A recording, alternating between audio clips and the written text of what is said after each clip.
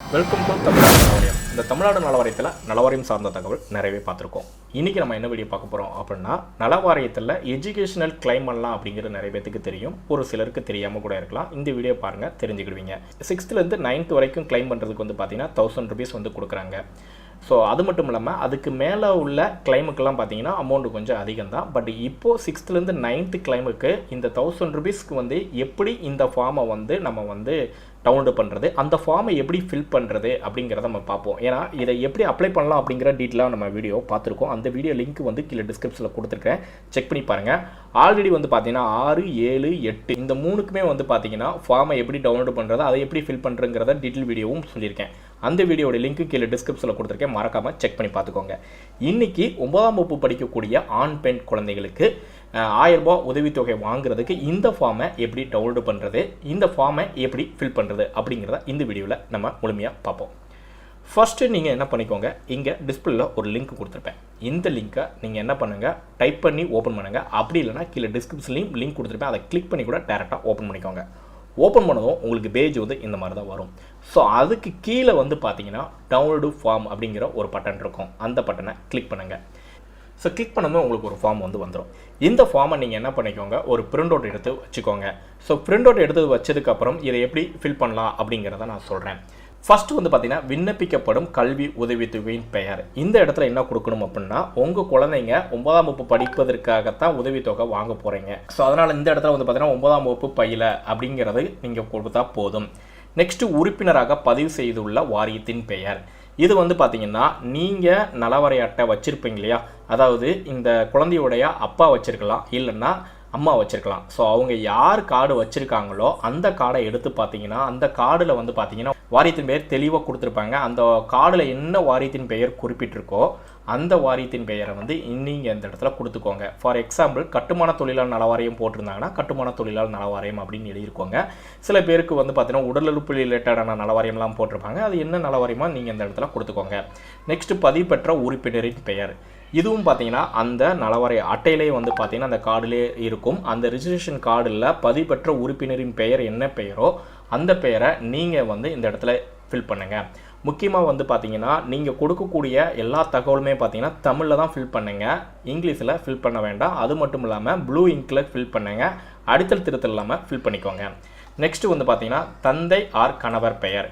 அதாவது இந்த கார்டு வச்சிருக்கிறவர் வந்து பார்த்தீங்கன்னா பெண்ணாக இருந்தாங்க அப்படின்னா அவங்களுடைய கணவர் பெயர் வந்து அந்த நலவாரி அட்டையில் குறிப்பிட்டிருப்போம். ஸோ அதனுடைய கணவர் பெயர் வந்து கொடுத்துருங்க. கொடுக்கறதுக்கு முன்னாடி இந்த இடத்துல தந்தைங்கிற இடத்துல வந்து ஒரு ஹைபன் பண்ணிடுங்க, அழிச்சிருங்க. அதே மாதிரி ஒரு ஆணாக இருந்து கார்டு வச்சுருந்தாங்க அப்படின்னா அவங்களுக்கு வந்து பார்த்தீங்கன்னா அந்த கணவர் அப்படிங்கிற இடத்துல வந்து லைட்டாக அடிச்சுட்டு நீங்கள் வந்து அவங்களுடைய தந்தை பெயர் வந்து குறிப்பிட்டிருக்கணும். ஸோ இந்த தந்தை பெயர் அப்படிங்கிறது வந்து பார்த்தீங்கன்னா நலவாரி அட்டையில் கரெக்டாக இருக்குதுங்கிறதையும் செக் பண்ணிக்கோங்க. நெக்ஸ்ட்டு முழு முகவரி. இது நலவாரி அட்டையில் இருக்கக்கூடிய அந்த முகவரியை வந்து குறிப்பிடுங்க. சில பேர் வந்து அட்ரஸ் மாறி இருப்பீங்க, அந்த அட்ரஸை வந்து குறிப்பிடக்கூடாது. நலவாரி அட்டையில் என்ன அட்ரஸ் வந்து கொடுத்துருக்கோ அந்த ரிஜிஸ்ட்ரேஷன் கார்டில் இருக்கக்கூடிய முகவரியை வந்து ஃபுல்லாக இந்த இடத்துல கொடுத்துக்கோங்க. பதிவு எண் /நாள். இது வந்து பார்த்தீங்கன்னா அந்த ரிஜிஸ்ட்ரேஷன் கார்டில் வந்து பார்த்தீங்கன்னா உங்களுக்குன்னு ஒரு பதிவு எண் வந்து கொடுத்துருப்பாங்க. அந்த பதிவு எண் வந்து பார்த்தீங்கன்னா நீங்கள் இந்த இடத்துல எழுதிக்கோங்க. அப்படியே ஒரு ஸ்லாஷ் போட்டு நாள். இந்த கார்டு வந்து நீங்கள் எப்போ ரிஜிஸ்டர் பண்ணீங்க அதனுடைய நாள்னு வந்து கொடுத்துருப்பாங்க. அங்கேயே பார்த்தீங்கன்னா ரிஜிஸ்ட்ரேஷன் டேட்னு போட்டிருப்பாங்க. ஸோ அந்த டேட்டை நீங்கள் என்ன பண்ணிக்கோங்க, இந்த இடத்துல கொடுத்துக்கோங்க. நெக்ஸ்ட்டு குடும்ப அட்டை எண். இந்த இடத்துல நிறைய பேர் தப்பு பண்ணுறாங்க. குடும்ப அட்டை எண் அப்படிங்கிறது வந்து பார்த்திங்கன்னா ரேஷன் கார்டு உடைய நம்பர் தான். பழைய ரேஷன் கார்டுடைய நம்பரும் பார்த்திங்கன்னா அந்த ரேஷன் கார்டு அட்டையில் வந்து கொடுத்துருப்பாங்க, அந்த நம்பரை குறிப்பிடக்கூடாது. 333 ஸ்டார்ட் ஆகக்கூடிய அந்த நம்பரை வந்து நீங்கள் இந்த இடத்துல கொடுத்துக்கோங்க. உங்களுடைய குடும்ப அட்டையில் ஃப்ரண்ட் பேஜில் கீழே வந்து இந்த இடத்துல கொடுத்துருப்பாங்க, அதை பார்த்தாலே தெரியும். சில பேருக்கு கார்டு மிஸ் பண்ணியிருந்தீங்க அப்படின்னா நீங்கள் ஆன்லைனில் டவுன்லோடு பண்ணி ஒரு PDF ஃபைல் இருக்கும், அதை டவுன்லோடு பண்ணி பார்த்தா கூட இந்த இடத்துல கொடுத்துருப்பாங்க, அதை பார்த்து நீங்கள் இந்த இடத்துல எழுதிருங்க. ஸோ இந்த PDF ஃபைலை நீங்கள் டவுன்லோடு பண்ணாமலும் நீங்கள் செக் பண்ண முடியும். அது எப்படின்னா, நீங்கள் லாகின் பண்ணதுக்கப்புறம் பார்த்தீங்கன்னா இந்த இடத்துல போனீங்கன்னா இங்கே வந்து இருக்கும். ஸோ இதில் வந்து நீங்கள் குடும்ப அட்டையேன்னு வந்து குறிப்பிட்டிருக்கு பார்த்தீங்களா, அதை பார்த்து நீங்கள் வந்து இங்கே எழுதிக்கோங்க, தப்பு இல்லாமல் எழுதுங்க. நெக்ஸ்ட்டு ஆதார் எண். ஆதார் எண் எல்லாருமே தப்பு பண்ணுறாங்க. குழந்தையுடைய ஆதார் எண் வந்து குறிப்பிடுறாங்க. ஸோ குழந்தையுடைய ஆதார் எண் வந்து நீங்கள் வந்து இந்த இடத்துல எழுதக்கூடாது. யார் கார்டு வச்சுருக்காங்களோ அந்த ரிஜிஸ்ட்ரேஷன் கார்டில் இருக்கக்கூடிய உறுப்பினருடைய ஆதார் எண் தான் குறிப்பிடணும். அதாவது குழந்தையுடைய அப்பாவுடைய ரிஜிஸ்ட்ரேஷன் கார்டை வச்சு நீங்கள் கிளைம் பண்ண போகிறீங்கன்னா அவங்களுடைய ஆதார் எண் தான் நீங்கள் வந்து குறிப்பிடணும். ஸோ அதனால் இந்த ஆதார் எண் அப்படிங்கிறது வந்து உறுப்பினருடைய ஆதார் எண்ணை வந்து நீங்கள் எழுதிக்கோங்க. நெக்ஸ்ட்டு தொழிலின் தன்மை. தொழிலின் தன்மை வந்து அந்த ரிஜிஸ்ட்ரேஷன் கார்டில் என்ன டைப் ஆஃப் நல வாரியம் கொடுத்துருக்கோ, அதாவது மேலே நல வாரியத்தின் பெயர் போட்டிருப்பீங்களா, ஸோ அந்த வாரியத்துக்கு ரிலேட்டடான தொழிலின் தன்மையை வந்து நீங்கள் குறிப்பிடுங்க. சில பேர் வந்து பார்த்தீங்கன்னா இப்போ வேலை பார்க்குறது வந்து வேறு வேலையாக இருக்கலாம். இதுக்கு முன்னாடி வேலை பார்த்ததை வச்சு நீங்கள் வந்து வாரிய கார்டு வாங்கியிருப்பீங்க. இப்போது இருக்கிற வேலையை வந்து நீங்கள் கொடுக்கக்கூடாது. அதை நீங்கள் வாரிய கார்டு வாங்கும்போது என்ன வேலை பார்த்தீங்களோ அந்த வேலையை நீங்கள் இந்த இடத்துல வந்து கொடுத்துக்கோங்க. நெக்ஸ்ட்டு கல்வி உதவித்தொகை யாருக்காக கேட்கப்படுகிறது.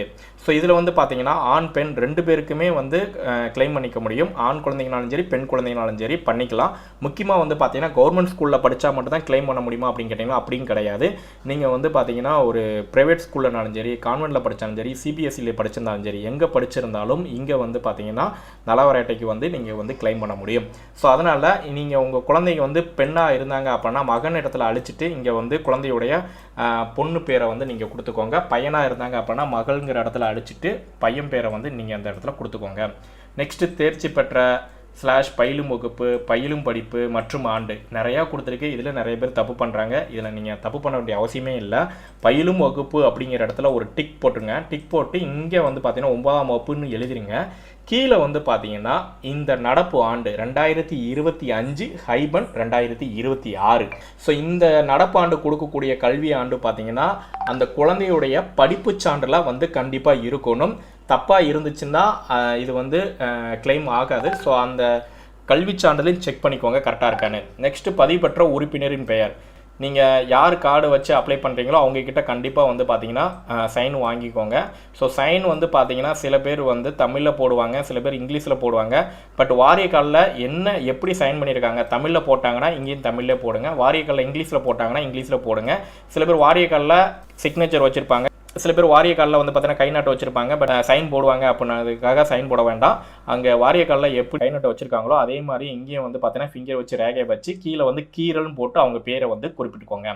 அதுக்கப்புறம் கீழே பார்த்தீங்கன்னா இடம் நாள் கொடுத்துக்கிட்டு என்ன டைப் ஆஃப் நலவாரியம், கட்டுமான தொழிலாளர் நலவாரியம் போட்டுக்கோங்க. நெக்ஸ்ட்டு ஃபைனலாக வந்து பார்த்தீங்கன்னா தொழிற்சங்கத்திட்ட ஒரு சீல் வாங்கணும். உங்கள் பக்கத்தில் இருக்கிற நலவாரியம் தொழிற்சங்கத்தில் போய் சீல் வாங்கி இந்த ஃபார்மை வந்து நீங்கள் வந்து கிளைமுக்கு வந்து அப்ளை பண்ணிக்கலாம். கிளைமுக்கு எப்படி அப்ளை பண்ணி நம்ம வந்து அப்ரூவ் வாங்குறதுங்கிறத நம்ம ஆல்ரெடி டீட்டெயிலாக வீடியோ போட்டிருக்கோம். அந்த வீடியோட லிங்க் கீழே டிஸ்கிரிப்ஷனில் கொடுத்துருக்கேன். பார்த்து செக் பண்ணி பார்த்து டீட்டெயிலாக அப்ளை பண்ணுங்கள். அதில் உங்களுக்கு ஏதாவது டவுட்ஸ் இருந்தாலும் கமெண்ட் பண்ணுங்கள், கண்டிப்பாக உங்களுக்கு ரிப்ளை பண்ணுறேன். இந்த ஃபார்ம் ஃபில் பண்ணுறதுல நிறைய விஷயங்கள் சொல்லியிருக்கிறேன். நான் சொல்லாத விஷயங்கள் ஏதாவது இருந்ததுனாலோ இல்லை வேறு ஏதாவது டவுட் இருந்தாலும் கீழே கமெண்ட் பண்ணுங்கள், கண்டிப்பாக நான் உங்களுக்கு ரிப்ளை பண்ணுறேன். தொடர்ந்து இந்த மாதிரி நலவாரியம் சார்ந்த நிறைய தகவலை தெரிஞ்சுக்க நம்ம தமிழ்நாடு நலவாரிய சேனலை சப்ஸ்கிரைப் பண்ணிக்கோங்க. நன்றி.